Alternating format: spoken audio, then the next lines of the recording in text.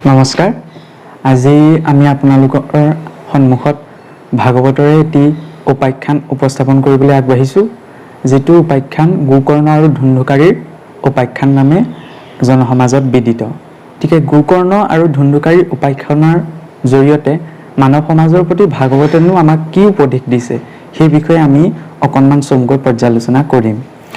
যে কলিযুগৰ আদিতে আত্মদেৱ নামৰ এজন ব্ৰাহ্মণ আছিল আৰু তেখেতৰ যিগৰাকী পত্নী আছিল, পত্নীগৰাকীৰ নাম আছিল ধুন্ধুলি। আত্মদেৱ ভগৱন্ত বিষ্ণুৰ একনিষ্ঠ ভক্ত আছিল, কিন্তু ভগৱন্ত বিষ্ণুৰ ভক্ত হৈও তেখেতৰ মনত এটাই দুখ আছিল যে তেখেত অপুত্ৰক আছিল, তেখেতৰ কোনো পুত্ৰ সন্তান নাছিল। আৰু সদায় তেওঁ ঈশ্বৰ উপাসনা কৰিছিল যদিও মনতে এটা দুখ লৈ জীৱন কটাইছিল যে তেওঁ কোনো পুত্ৰ সন্তান নাই। আৰু এইদৰে সমাজত থাকি নানা লোকলজ্জাৰ ভয়ত এদিন তেওঁ অতিকে ভাগৰি পৰিছিল আৰু ভাগৰি পৰি তেখেতে মনতে ভাবিছিল যে তেখেতে এতিয়া আত্মহত্যাৰ পথেই অৱলম্বন কৰিব। আৰু সেই হেতুকে এদিন তেখেতে নদীৰ পাৰলৈ গৈ নদীত আত্মজাহ দিবলৈ লওঁতেই ভাগ্যক্ৰমে সেইখিনিত এজন ঈশ্বৰৰ আন এজন ভক্ত উপস্থিত হৈছিল। আৰু সেই ভক্তজন উপস্থিত হৈ আত্মদেৱক তেতিয়া আত্মহত্যা কৰাৰ পৰা ৰক্ষা কৰি সুধিছিল যে হে আত্মদেৱ, তুমিতো ভগৱন্তৰ একনিষ্ঠ সেৱক এজন ব্ৰাহ্মণ, গতিকে ব্ৰাহ্মণ হৈ তুমি আত্মহত্যাৰ দৰে মহাপাপ কিয় কৰিবলৈ লৈছিলা? তেতিয়া আত্মদেৱে তাৰ উত্তৰত তেওঁৰ মনৰ দুখৰ কথা সেই ঋষিজনৰ আগত বৰ্ণনা কৰিল যে হে মহৰ্ষি, মোৰ সকলো সুখেই আছে, কিন্তু তথাপি মোৰ এটি পুত্ৰ সন্তান নাই, আৰু পুত্ৰ সন্তান নহ'লে মোৰ ভৱিষ্যতে এই বংশৰ গুৰি কোনে ধৰিব? সেই দুখতেই মই আত্মজাহ দিবলৈ আগবাঢ়িছোঁ। গতিকে তেওঁক আশ্বাস প্ৰদান কৰি সেই ঋষিজনে ভগৱন্ত হৰিৰ বিশ্বাসলব্ধ এটি ফল তেওঁক অৰ্পণ কৰি ক'লে যে হে আত্মদেৱ, বিধিৰ বিধান কোনেও খণ্ডন কৰিব নোৱাৰে, কিন্তু তথাপি মই ভগৱন্তত কৰা শুদ্ধ বিশ্বাসৰ ভক্তিযুক্ত কৰি এই ফলটি তোমাক প্ৰসাদ ৰূপত অৰ্পণ কৰিছোঁ। এই ফলটি তুমি নিজ পত্নীক দিয়াগৈ আৰু সভক্তিৰে এই ফল ভক্ষণ কৰি তোমালোকে সন্তান সৃষ্টিৰ কৰ্ম কৰা, তেন্তে হয়তো যদি ঈশ্বৰে কৃপা কৰে তেন্তে তোমাৰ সন্তান জন্ম হ'ব। আৰু সেই আশ্বাসতে আত্মদেৱে গভীৰ বিশ্বাসেৰে সেই প্ৰসাদৰূপী ফলটি গ্ৰহণ কৰিলে আৰু গৃহলৈ আহি নিজ পত্নী ধুন্ধুলিক সেই ফলটি অৰ্পণ কৰিলে।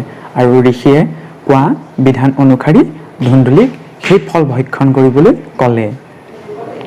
কিন্তু আত্মদেৱ যিদৰে এগৰাকী ভগৱন্তৰ একনিষ্ঠ সেৱক সদাচাৰী ব্ৰাহ্মণ আছিল, তেওঁৰ পত্নী ধুন্ধুলি কিন্তু তাৰ সম্পূৰ্ণ বিপৰীত আছিল। গতিকে এজন ভক্তই দিয়া এটি প্ৰসাদৰূপী ফলৰ ওপৰত তেওঁ বিশ্বাস কৰিব পৰা নাছিল আৰু তেওঁ ভাবিছিল যে যদি কিবা কাৰণত তেওঁ গৰ্ভধান বা গৰ্ভ সংস্কাৰ হ'বলৈ হয় তেন্তে গৰ্ভপালন অৱস্থাৰ যিখিনি দুখ, সেই দুখখিনি তেওঁ সহিব নোৱাৰিব, ফলত চলা ক্ৰিয়া কৰিবলৈ, খোৱা বোৱা কৰিবলৈ, লৰা মেলা কৰিবলৈ ইত্যাদিত অসুবিধা হ'ব। গতিকে যিহেতু পোনপ্ৰথমতেই তেওঁ স্বামীক অস্বীকাৰ কৰিব নোৱাৰে, সেই হেতুকে তেওঁ ফলটি গ্ৰহণ কৰিলে, কিন্তু ফলটি তেওঁ ভক্ষণ নকৰিলে। আৰু কি কৰিলে? সেই ফলটি ঘৰৰে এজনী পোহনীয়া গাইক ভক্ষণ কৰিবলৈ দিলেগৈ। এনেতে সেইখিনি সময়তে আত্মদেৱ আৰু ধুন্ধুলিৰ গৃহলৈ ধুন্ধুলিৰ এগৰাকী ভনীয়েক আছিল, সেই ভনীয়েকগৰাকী ফুৰিবলৈ আহিছিল। আৰু সেইখিনি সময়তে তেখেতৰ ভগ্নীৰো গৰ্ভাৱস্থা পালন কৰি আছিল। গতিকে ধুন্ধুলিৰ মনত এটা কুটবুদ্ধি খেলালে যে, আৰু সেই কুটবুদ্ধিটো অনুসৰি ধুন্ধুলিয়ে নিজ ভগ্নীক জনালে যে ভগ্নী, তুমি আজিৰ পৰা কিছু মাহলৈ ঘৰৰ ভিতৰতে গৰ্ভ পালন কৰিছোঁ বুলি থাকা, আৰু ময়ো তোমাৰ লগতে থাকিম, যাতে লোকসকলে ভাবে যে সম্প্ৰতি মোৰো গৰ্ভাধান সংস্কাৰ হৈছে, সেই হেতুকে বাহিৰলৈ ওলাই চলা ফুৰা কৰা নাই, আৰু ইয়াৰ বাবদ তোমাৰ যি সন্তান সৃষ্টি হ'ব সেই সন্তানটি মোৰ সন্তান বুলি সমাজত পৰিচয় দিম, আৰু তাৰ বাবে মোৰ যিখিনি সা সম্পত্তি আছে সেই সম্পত্তিখিনি মই তোমাক দান কৰিম। এই কথাষাৰ শুনি তেখেতৰ ভগ্নীৰ মান্তি হ'ল আৰু সেই অনুসৰি দিন বাগৰিবলৈ ধৰিলে। যথা সময়ত এটি সন্তান সৃষ্টি হ'ল আৰু সেই সন্তানটিয়ে ধুন্ধুলিয়ে নিজ সন্তান ৰূপত পৰিচয় দিলে। আৰু ধুন্ধুলি যিহেতু মাকৰ নাম ধুন্ধুলি আছিল, সেইকাৰণে সেই পুত্ৰটিৰ নামো ধুন্ধুকাৰী ৰখা হ'ল। ইফালে সেই ভকতজনৰ বা ঋষিজনৰ ভক্তিভৰা বিশ্বাসেৰে প্ৰদত্ত ভগৱন্তৰ যি প্ৰসাদ ভক্ষণ সেই গাইজনীয়ে কৰিছিল, সেই গাইজনীৰ পৰাও এটা মনুষ্যসদৃশ সন্তান সৃষ্টি হ'ল। খালি পাৰ্থক্য ইমানেই আছিল যে গুৰুজনীত বা গৰুৰ জনীত জন্ম হোৱাৰ কাৰণে সেই মনুষ্যৰূপী সন্তানটিৰ কাণ দুখন গৰুৰ কাণৰ দৰে হোৱা বাবে সেই সন্তানটিৰ নাম গোকৰ্ণ ৰাখিলে। আৰু নিজ গৃহতে এটি সন্তানৰ ঠাইত দুটি সন্তান লাভ কৰি আত্মদেৱ যথেষ্ট সন্তুষ্টি লাভ কৰিলে। কিন্তু লাহে লাহে দিন বাগৰি অহাৰ লগে লগে দুয়ো সন্তানেৰে প্ৰকৃত চৰিত্ৰ প্ৰকাশ পাবলৈ ধৰিলে। এফালে অসৎ ভাৱাপন্ন হৈ অসৎ সংগত গৈ অসৎ অন্ন গ্ৰহণ কৰি সৃষ্টি হোৱাৰ কাৰণে ধুন্ধুকাৰী এজন অতি ব্যভিচাৰী ৰূপত তেওঁৰ চৰিত্ৰ প্ৰকাশ পালে।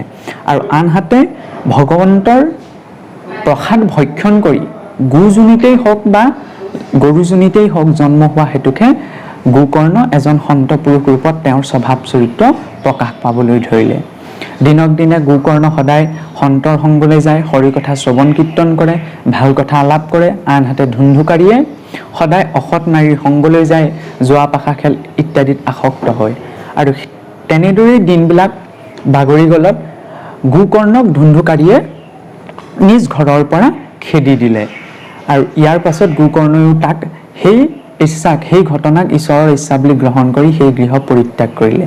আনহাতে সেইদৰে অসৎ কৰ্মত প্ৰবৃত্ত হৈ এটা সময়ত ধুন্ধুকাৰী 5 গৰাকী বেশ্যাত পতিত হ'ল। আৰু সেই 5 গৰাকী বেশ্যাত পতিত হৈ যেতিয়া সেই 5 গৰাকী বেশ্যাক ভৰণ পোষণৰ দায়িত্ব ধুন্ধুকাৰীয়ে ল'ব নোৱাৰা হ'ল, তেতিয়া সেই 5 গৰাকী বেশ্যা নাৰীয়ে ধুন্ধুকাৰীক প্ৰাণে মৰাৰ ভয় দেখুৱালে। আৰু উপায়হীন হৈ সেই ধুন্ধুকাৰীয়ে পিতৃ মাতৃৰ ওপৰতো নানা অত্যাচাৰ কৰিবলৈ ধৰিলে। আৰু সেই তেনে এটি ঘটনাৰ সন্মুখীন হোৱা হেতুকে আত্মদেৱেও মনতে দুখ কৰি নিজৰ প্ৰাণ ত্যাগ কৰিলে। আৰু সেই আত্মদেৱকে বিচাৰিবলৈ গৈ বনত ধুন্ধুলীয়েও এটা সময়ত মৃত্যুক আঁকোৱালি ল'লে।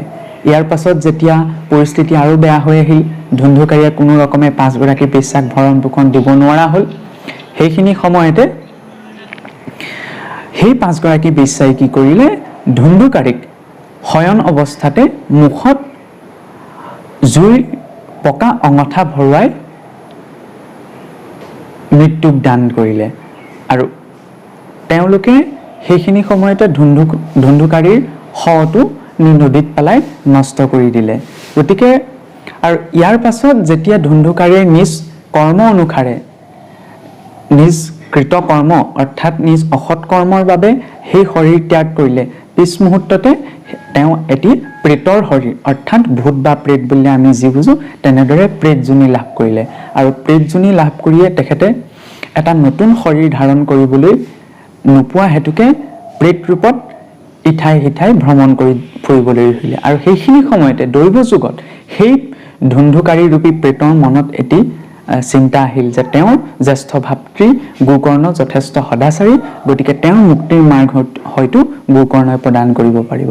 গতিকে গোকৰ্ণক বিচাৰি ধুন্ধুকাৰী ওলাই গ'ল আৰু গোকৰ্ণক স্বপ্নাবিষ্ট হৈ আদেশ কৰিলে যে তেওঁৰ কনিষ্ঠ ভাতৃ ধুন্ধুকাৰীয়ে নিজ কৃতকৰ্মৰ অনুসাৰে প্ৰেতজনীত লাভ কৰিছে, গতিকে সেই প্ৰেতজনীৰ পৰা মুক্তি পাবলৈ গোকৰ্ণই যেন কিবা এটা ব্যৱস্থা কৰে।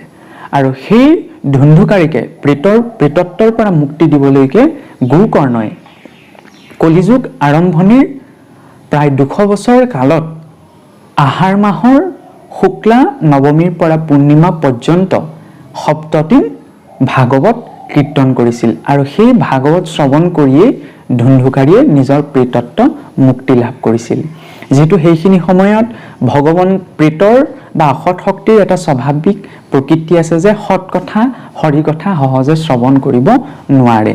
সেই হেতুকে ধুন্ধুকাৰী এডাল বাঁহৰ 7টি পাত থকা এডাল বাঁহত প্ৰৱেশ কৰিছিল, যাতে স্থিৰে সেই 7 দিন ভাগৱত শ্ৰৱণ কৰিব পাৰে। আৰু প্ৰত্যেক দিনাতে সেই বাঁহৰ এটি পাত ফাট খাই 7 দিনৰ অন্তত সেই ধুন্ধুকাৰীয়ে প্ৰেতত্ব মুক্তি লাভ কৰিছিল আৰু স্বৰ্গ পিতৃলোকলৈ গমন কৰিবলৈ সুযোগ পাইছিল। সেইকাৰণে ভাগৱত শ্ৰৱণ কীৰ্তনৰ ক্ষেত্ৰত এটা কথা কোৱা হৈছে যে য়ৎফলং নাস্তি তপসা ন যোগেন সমাধিনা অনায়াসেন তৎসৰ্বং প্ৰাপ্তি সপ্তাহ শ্ৰৱণীত লভেত, যে যি ফল মনুষ্যই তপ জপ যজ্ঞাদি কৰি প্ৰাপ্ত কৰিব নোৱাৰে সেই ফল অনায়াসেই এই সাপ্তাহিক ভাগৱত শ্ৰৱণ কীৰ্তনৰ দৰে জৰিয়তে প্ৰাপ্ত কৰিব পাৰে। কাহিনীটোৰ তাৎপৰ্য এইটোৱেই যে এফালে গোকৰ্ণৰ চৰিত্ৰটো যদি আমি চাওঁ, গোকৰ্ণৰ সৃষ্টি হৈছিল ঈশ্বৰৰ চৰণত আশ্ৰিত অন্ন গ্ৰহণৰ জৰিয়তে, এক শুদ্ধ সাত্বিক গৰ্ভ সংস্কাৰৰ জৰিয়তে। গতিকে গোকৰ্ণ এজন সন্ত পুৰুষ বা ভাল স্বভাৱৰ ব্যক্তিৰ ৰূপত গঢ়ি উঠিছিল। আনহাতে ধুন্ধুকাৰীৰ সৃষ্টি হৈছিল এটা অসৎ পৰিয়ালত, অসৎ ভাৱাপন্ন হৈ অসৎ অন্ন গ্ৰহণ কৰি অসৎ প্ৰকাৰৰ গৰ্ভ সংস্কাৰে। ঠিক তাৰ ফলশ্ৰুতিতেই ধুন্ধুকাৰীৰ চৰিত্ৰ বা স্বভাৱ বেয়া গুণ বা বেয়া চৰিত্ৰ হিচাপত প্ৰকাশ পাইছিল। আৰু ইয়াৰ পৰা এইটোৱে বুজা যায় যে যদি আমি প্ৰকৃততে সৎ মাৰ্গৰ আশ্ৰয় হৈ যিকোনো কৰ্মই কৰোঁ তেন্তে তাৰ ফল অতি নিশ্চয়কৈ সতেই হয়। আৰু যদি ভগৱন্তত বা ভকতত আস্থা বা বিশ্বাস নাৰাখি আমি যিকোনো কৰ্ম কৰিবলৈ যাওঁ তেন্তে সেই কৰ্ম লাগিলে যিয়েই নহওক তাৰ অসৎ ফলশ্ৰুতি এটা আছেই। কিন্তু ভাগৱতৰ মাৰ্গৰ এইটো আটাইতকৈ ডাঙৰ লাভ যে যিহেতু ভগৱন্তৰ প্ৰসাদত অবিশ্বাস ৰখাৰ কাৰণে ধুন্ধুকাৰীৰ অসৎ চৰিত্ৰ সৃষ্টি হৈছিল, ঠিক সেইকাৰণে তেওঁ অসৎ গতি প্ৰাপ্ত কৰিলে। কিন্তু ভাগৱতী মাৰ্গৰ বা ভগৱতমুখী হোৱা পথটোৰ এইটোৱে আটাইতকৈ ডাঙৰ মাহাত্ম্য যে তেনেজন পতিতেও এই মাৰ্গটোত গতি পাব পাৰে।